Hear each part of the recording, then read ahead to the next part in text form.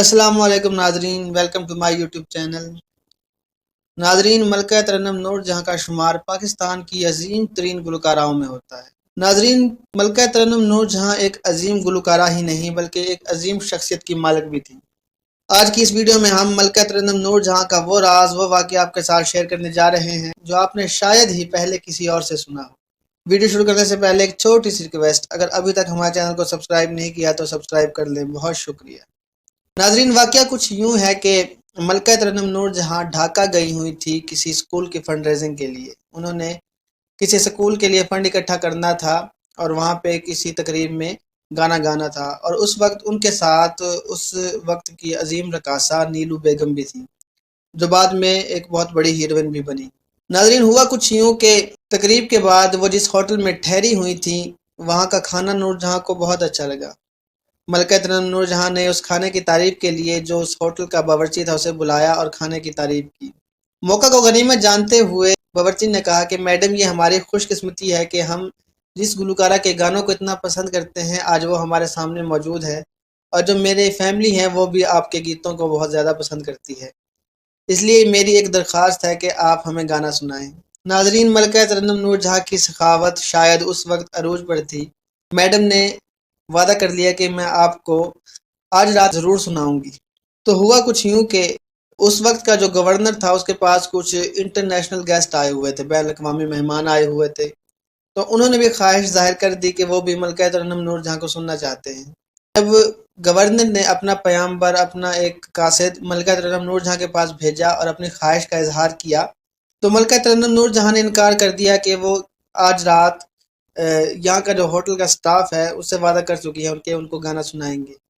اس بات پر وہ جو پیامبر تھا حیران تو ہوا اور کہا کہ میڈم، گورنر صاحب نے آپ کو بلایا ہے کہ ان کے مہمان آئے ہوئے ہیں، وہ بھی مہمان بھی بین الاقوامی۔ تو میڈم نے کہا کہ آپ ایسی بات کیوں کر رہے ہیں، جن کو میں نے وعدہ کیا ہوا ہے ہوٹل سٹاف یہ غریب ہیں اس لیے کہہ رہے ہیں۔ خیر، پیامبر واپس چلا گیا اور اس کے بعد گورنر نے خود فون کیا میڈم کو، کہا کہ آپ آئیں، مہربانی کریں، تو میڈم نے ان کو بھی یہی بات کہی۔ خیر، گورنر اس پر حیران تو بہت ہوئے لیکن انہوں نے زیادہ تردد نہیں کیا اور کہا ٹھیک ہے، آپ نہیں آنا چاہتی تو نہ آئیں۔ اور جب رات کو میڈم نور جہاں اس ہوٹل کے ہال میں گئی گانا گانے کے لیے تو وہاں پہ دیکھا کہ جو کرسیوں پہ کچھ امیر ترین لوگ بیٹھے ہوئے ہیں، بڑے بڑے بزنس مین بیٹھے ہوئے ہیں، تو میڈم بہت حیران ہوئی۔ ہوٹل والوں نے جو اپنے جاننے والے تھے، شہر کے امیر ترین تھے، ان کو دعوت دی تھی کہ وہ میڈم نور جہاں آج رات یہاں گائیں گے، آپ سننے کے لیے آئیں۔ تو میڈم اس پر بہت ناراض ہوئی اور مینیجر کو بلا کر کہا، اپنے مخصوص لہجے میں کہا کہ یہ کون لوگ ہیں؟ مینیجر نے کہا کہ یہ شہر کے امیر ترین بزنس مین لوگ ہیں۔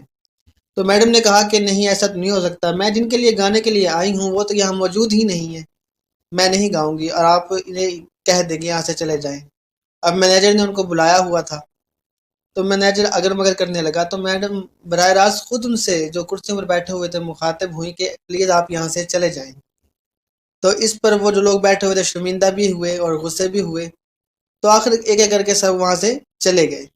تو جب حال خالی ہو گیا تو میڈم نے اسٹاف سے کہا کہ اب آپ آ جائیں اور یہاں پر بیٹھیں اور اپنی فیملی والوں کو بھی ساتھ لے آئیں۔ تو جو اسٹاف کی فیملی تھی وہ بھی قریبی کوارٹرز میں رہتی تھی، تو جب وہ سب آ گئے تو میڈم نے گانا شروع کیا اور اس طرح گایا کہ مسلسل ساری رات بنا کسی وقفے کے 3 بجے تک گاتی رہی۔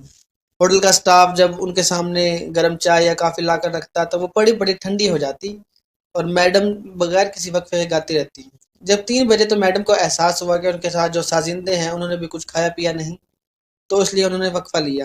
اس وقفے کے دوران وہ باورچی جس کی فرمائش پر میڈم نے گایا تھا تو وہ میڈم کے پاس آیا اور کہنے لگا، میڈم ایک ریکویسٹ ہے آپ سے۔ تو میڈم نے کہا ہاں ہاں ضرور بتاؤ کیا ریکویسٹ ہے۔ اس نے کہا کہ میڈم جس طرح آپ نے ہماری یہ درخواست پوری کی، ہمارے لیے گانا گایا، تو آپ اگر نیلو بیگم سے بھی یہ درخواست کریں کہ وہ کل ہمیں اپنا رقص دکھا دیں۔ تو وہ باورچی جب یہ بات کر رہا تو میڈم کے ہونٹوں پہ مسکراہٹ تھی۔ جب وہ اپنی بات مکمل کر چکا تو میڈم کے تاثرات اکثر بدل گئے اور میڈم جو چائے پی رہی تھی اس پیالے کو پٹک کر مارا، وہی قالین پر گرا دیا، اور جو برتن رکھے ہوئے تھے ان کو بھی ٹھوکر ماری اور کہا کہ آپ یہ درخواست نیلو سے خود کریں، اور میڈم اٹھ کر چلی گئی۔ تو ناظرین، اس طرح ایک خوبصورت شام کا جو انجام تھا اس طرح برے طریقے سے ہوا۔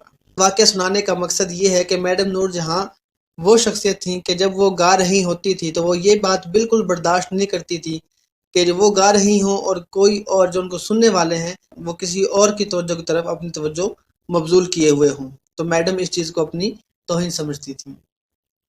امید کرتا ہوں آج کی یہ ویڈیو آپ کو پسند آئی ہوگی۔ اگر آپ کو ہماری ویڈیوز اچھی لگتی ہیں تو ہمارے چینل کو سبسکرائب کریں۔ بہت شکریہ۔